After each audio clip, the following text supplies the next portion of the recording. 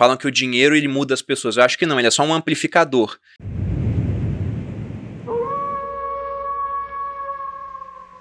Eu não sei quem falou isso, mas achei brilhante quando eu ouvi que as coisas acontecem duas vezes. Primeiro na nossa cabeça e depois no mundo real. E a primeira vez que eu pensei em utilizar a internet para criar um negócio foi em 2008. Eu estava na rodoviária de Campinas. Eu estava viajando para encontrar uma namoradinha da época. E estava demorando para o ônibus chegar. Eu fui para uma livraria, porque eu sempre gostei de ler.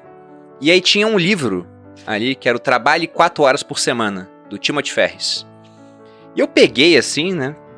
Trabalhe 4 horas por semana. Eu falei, caramba. É o famoso Tim Ferriss, né? Isso, ele mesmo. Peguei assim, esse cara motivou um monte de gente a começar negócios pelo mundo usando a internet.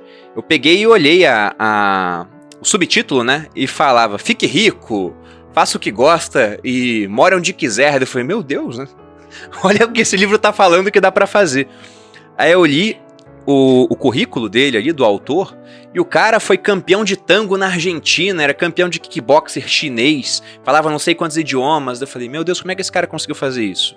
E eu fui lendo um pouco naquela meia hora que eu tinha, acabei comprando o livro, devorei o livro, e o que eu vi é que ele usava uma alavancagem cambial muito inteligente, o poder da internet de escala, e no final o que ele conseguia? Ele tinha um negócio onde ele ganhava uns $40 mil por mês, né, o que era muita coisa, só que ele ganhava em dólar, ele remunerava em rúpias, porque os trabalhadores eram todos terceirizados na Índia, e ele vivia em pesos na Argentina naquela época.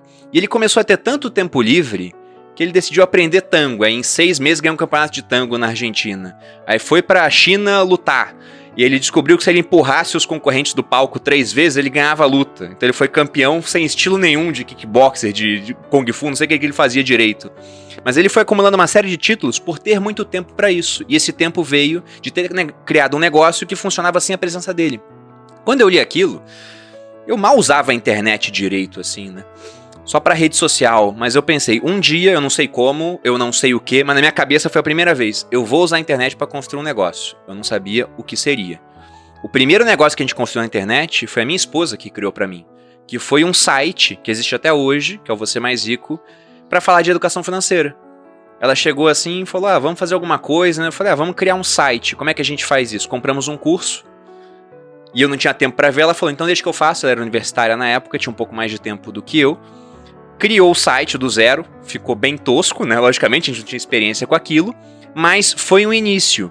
E aquele início, o interessante foi que o preço que a gente pagou no curso, era uns R$300 na época, ele voltou em coisa de 2 semanas.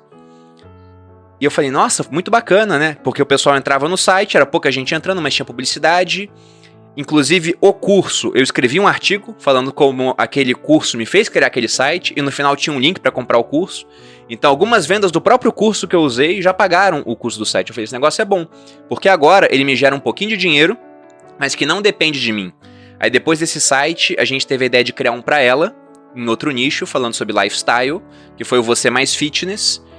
E, na minha opinião, aquilo ia ser um negócio que ia gerar uns R$1.000, R$2.000 por mês para contribuir com os investimentos que a gente fazia todo mês. Eu comecei a investir com 17 anos e nunca mais parei. Eu queria até 1 milhão, eu queria ter até os 30 anos 1 milhão. E tava indo. Só que no meio desse caminho, a minha esposa, ela me mostrou mais potencial na internet do que eu enxergava na época, porque ela começou a usar rede social. E no começo eu falava, larga isso, é perda de tempo, vai escrever pro site. Só que eu tava fazendo um negócio muito errado quando eu dava essa opinião pra ela. Porque a gente não sabia na época, mas a minha esposa é disléxica. Então ela tem muita dificuldade pra escrever. Ela demora muito mais pra escrever, tem que revisar 1000 vezes o texto pra não ter erro, né? E mesmo assim passa alguma coisa, eu tinha que revisar novamente. E ela é muito simpática, é muito carismática. Então eu tava tirando ela de rede social. Ela tava no Snapchat, já tinha 500 pessoas assistindo, pra colocar ela pra escrever pra um site onde ela tinha muito mais dificuldade e onde também tinha umas 500 pessoas acessando por dia, só que no site tinha 3 comentários por dia, na rede social tinha 50 pessoas rindo, chorando com ela. Então na hora que ela me mostrou os números, eu tava igual, a gente não ganhava R$1 com aquilo ainda.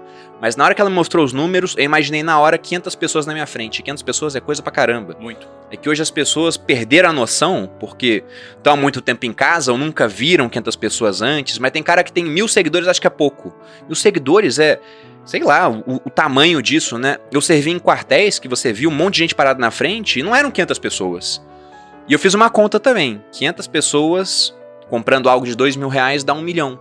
Então, se a gente conseguir vendas desse pessoal, né, que eles comprem alguma coisa nossa, talvez essa única iniciativa da minha esposa já torne tudo que a gente fez até agora, em termos de poupança, de abstenção do consumo, de investimento, praticamente irrelevante, digamos assim, se a gente conseguisse replicar aquilo. Sim. E eu falo que essa é uma das características que eu mais gosto na minha personalidade, é que eu mudo de ideia rápido quando eu vejo que eu tô errado. Eu não me apego a um posicionamento. Se você mostrar pra mim, Bruno, sua opinião tá errada por conta disso, disso e disso, eu olho e vejo, caramba, faz sentido, acabou. Ah, mas você falou isso ontem, mas tava errado. Agora eu já reconheci, eu estou errado. Isso é muito bom pro investidor, né? Você não fica pegado às perdas, por exemplo. Mudou de ideia, sai e vai pra outra coisa. Então o mérito foi dela. Agora, como descobrir, eu acho que é tentar explorar o máximo de caminhos diferentes durante um tempo. E quando você vê que é bom em alguma coisa, investir mais tempo naquilo. Hoje, você fez essa analogia que eu achei muito inteligente, né? Eu fazia outra. Eu falava que eu pegava um cavalo puro sangue, que era minha esposa, e queria colocar carga em cima dela, né? Perfeito. E ninguém faz isso. Cavalo puro sangue é pra correr uma corrida, né? Claro. Você deixa o cara leve pra fazer isso. Então, foi muito mérito dela. Agora, a grande dificuldade da gente encontrar, de fato, o que a gente deve fazer com o nosso tempo, é que hoje você tem muita opção para fazer. E quanto mais opções você tem, né, pior fica para escolher. Tem até a chamada paralisia da decisão, né? Isso acontece muito com o pessoal que vai começar a investir. O cara fala, quero começar a investir. Aí começa a seguir educador financeiro na internet, abre uma conta corretora, ele abre uma conta, sei lá, na XP. Ele chega lá, ele vai ter 500 opções de fundo. Aí vai olhar a renda fixa, tem 100 opções de renda fixa. Ah, vou comprar uma ação, tem 500 empresas, ainda tem as internacionais. Então no final o cara tem milhares de opções na frente dele, ele simplesmente não escolhe. E hoje a mesma coisa está acontecendo na internet, porque a internet é um mercado tremendamente livre, né? Você pode falar do que você quiser lá dentro. Então como você pode falar de tudo, às vezes você quer falar de tudo e não fala de nada. Você não vira um cara que é referência em alguma área, porque eu posso falar de diferentes assuntos, mas se você fala o nome Bruno Perini e o pessoal me conhece, na hora eles pensam, finanças. Então você tem que focar em alguma coisa para tentar se tornar referência. E quando eu digo referência, não é a maior referência do Brasil, é referência para as pessoas que estão te acompanhando. Ótimo. Porque na época eu não pensei, nossa, Malu tá seguindo esse caminho, vou seguir também e vou virar um dos maiores educadores financeiros do Brasil. Não. Na hora que ela fez isso, eu só pensei, 500 pessoas pagando 2.000. Era isso que eu queria. Certo. Né? E é mais fácil ter 500 pessoas pagando 2.000 se você tiver 5.000 pessoas, 50.000, 500.000. Mas o objetivo era pequeno. Se a gente for voltar a eras anteriores a essa explosão de conteúdo digital, as pessoas tinham conteúdo vindo da televisão. Você trabalhou em televisão. E na televisão você faz o conteúdo pensando sempre na média das pessoas, certo? Perfeito. Então você não faz um conteúdo assim, vou fazer um conteúdo de um programa sobre filosofia e botar no horário nobre. Você vai perder, cara. Claro. A média das pessoas quer ver novela. Popular. Então, exatamente. Então esse programa nunca poderia existir. Nunca poderia. Agora que o digital ele consegue existir na hora que ele quiser. Então, tem até é um título de um livro do Walter Longo, né? Que ele fala que nós vivemos agora o fim da Idade Média, porque tudo era baseado nas médias. Isso aqui é pra média das pessoas, né? Ah, essa grade de programação, desenho infantil. Não, é nesse horário porque as crianças estão vendo nessa hora.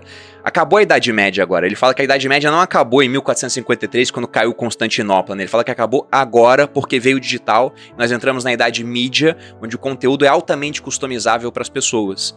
Então pense em um artista, um escultor, por exemplo. Se esse cara não estivesse próximo daqueles que detinham esse poder de comunicação gigantesco com as massas, o trabalho dele nunca apareceria.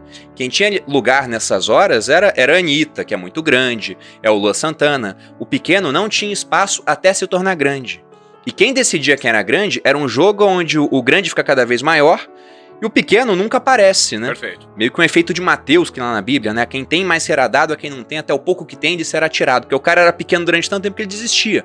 Hoje, o grande, ele consegue ainda aparecer na mídia, ele consegue aparecer em redes sociais, só que o pequeno ele pode crescer do nada em rede social e conquistar o espaço dele sem que ele nunca precise aparecer naquela velha mídia de antigamente. Então eu vejo essa liberdade como uma baita oportunidade para esse pessoal que está começando. E agora, para as pessoas, você tem muito mais conteúdo a ser consumido. E tem muita besteira na internet. Claro. Porque besteira dá muito view, pô. De vez em quando eu faço os comentários mais sarcásticos no Instagram, é quando explode, né? Entendi. Quando eu falo de, sei lá, investir em CDB, né? Tem 3 compartilhamentos. Quando eu faço uma piada, né, falando da minha vida com a minha esposa, tem 300. Perfeito. Mas esse é o ponto, né? O Sêneca tem uma frase onde ele fala que nenhum homem sábio se revolta contra a natureza. E a gente sabe que a natureza do homem é procurar entretenimento, aquilo que ele gosta mais, né? Nem todo mundo gosta de estudar. Ir em direção do prazer, né? Exatamente, a gente gosta dessa parte. Então, quem faz conteúdo relacionado a entretenimento sempre será maior do que quem faz conteúdo relacionado à educação, por exemplo. Só que o ponto é que, como agora esse cara que faz conteúdo de educação, ele consegue iniciar o negócio dele com investimento praticamente zero, ele tem muito mais chance de permanecer no negócio de educação. Porque antigamente ele começava, não ganhava dinheiro e ele desistia. Então hoje está muito mais fácil as pessoas buscarem educação na ponta, com quem elas querem aprender. Eu acho que é muito fácil ter o ego sob controle, porque na internet você conhece uns caras insanos, assim, né? Você se acha muito bom até que você conhece um outro cara que você vê assim, nossa, esse cara é demais, né? É um monstro, né? Exatamente. Então, quando eu era do Exército, por exemplo, eu era primeiro lugar da minha turma. Eu me formei como primeiro de artilharia em 2010. Eu era o melhor por métricas objetivas. Mas eu já vi uns caras que eram muito bons em coisas que eu não era, por exemplo. Tinha cara que era melhor na parte militar, tinha cara que era melhor na parte de ensino. O negócio é que eu era muito bom em ambas as partes.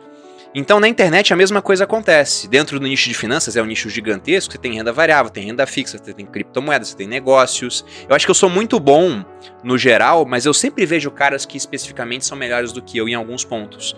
Então, eu nunca falo que eu sou o melhor. E quando eu vejo alguém falar, eu penso, caramba, né? Que arrogância. Porque com tanta gente no mundo, você acha realmente que você é o melhor? Talvez por algum momento muito breve você seja, mas depois você não é mais. Então, eu não me acho o melhor, eu nunca me achei, essa parte do ego ela fica muito sob controle, nunca tive problemas com isso. Agora, quanto à parte do dinheiro, eu imagino que seja muito fácil se deslumbrar, né? Um tanto de dinheiro chegando e começar a gastar até mais do que você pode. Só que eu tinha na minha cabeça que eu queria ser rico, e isso eu tenho desde muito novo, porque não é que tenha faltado coisas na minha infância. Meus pais nunca deixaram faltar nada, mas também nunca sobrou muita coisa. Então eu não tinha dinheiro pra levar uma namoradinha no cinema, por exemplo. Até o Exército apareceu como um caminho natural, porque com 17 anos eu saía de casa e começava a ganhar um salário, que era de R$400 na época. Sim. Eu até brinquei com a minha irmã, quando eu ganhar o primeiro salário, eu vou comprar um computador, um tênis, vou começar a investir. Ela falou, teu primeiro salário é quanto? É 10 mil? E era 400, né? Mas eu fiz isso, eu comecei a investir meu dinheiro, porque eu não queria replicar o que eu tinha visto os meus pais passarem. Meus pais fizeram muita dívida, são ótimas pessoas, mas não foram boas na gestão do dinheiro. Meu pai era um cara muito desligado e minha mãe é uma pessoa muito descontrolada. Falam que o dinheiro ele muda as pessoas. Eu acho que não, ele é só um amplificador. Quem é bom pode fazer mais bem e quem é ruim faz piores coisas, né? Eu diria que o dinheiro não transforma as pessoas. O dinheiro só revela de fato quem elas são. Verdadeiramente, é isso. Então, coisas que eu fiz com o dinheiro assim, que inclusive são um grande motivador quando alguém me fala, por que ser rico, né? Não é essa questão de você poder ir em restaurante caro e não olhar o menu, viajar pra onde quiser, de primeira classe, de executiva, ter um carrão, ter uma baita de uma casa, né? Olhar tua conta bancária e parecer um CPF, não é isso. Tudo isso é legal? Lógico que isso é legal, mas o que me motivava é eu chegar pra minha mãe e falar, olha, eu vou comprar um apartamento, mora lá. Pra minha sogra eu fiz a mesma coisa, pro meu sogro. Foi pagar o financiamento do meu pai, né, e acabar com dívidas que ele tinha. Foi pegar a minha irmã, que era uma excelente profissional na área do direito e que estava esperando há 2 anos para ser chamada para um concurso público e ela não seria chamada. Chegar para ela que estava em Palmas e falar, vem para São Paulo, trabalha comigo. Começa a arrematar imóvel de leilão, a gente cria um negócio junto. E agora ela tá milionária também. Ou, como aconteceu agora na pandemia, o meu cunhado ele pegou Covid. Meu cunhado tem a minha idade, fez academia militar comigo, né? O cara é atleta, né? É magro, não tem comorbidades, e ele ficou muito mal. Chegou a ser entubado, e ele tem um plano de saúde do Exército, e no Rio de Janeiro dá direito aos hospitais do Exército. O pessoal se esforça tudo, mas não é uma estrutura igual de um hospital particular. E a minha esposa tava em prantos, assim, né? Ela falou, e agora, o que a gente faz? Eu falei, leva ele pra um particular. Ela falou, mas se ficar muito caro, se ele ficar internado 30 dias, né? Eu falei, a gente dá conta, né? Fiz a conta e falei, não, se ficar 30 dias a gente aguenta. E se ficar mais? Eu falei, a gente trabalha mais. Então isso que é o dinheiro. É você poder chegar pra sua esposa, que tava literalmente, né, na merda naquele momento, ela ficou muito mal, e falar, olha, por falta de recurso, ele não vai sofrer, não. A gente vai conseguir dar conta e ele tá bem agora.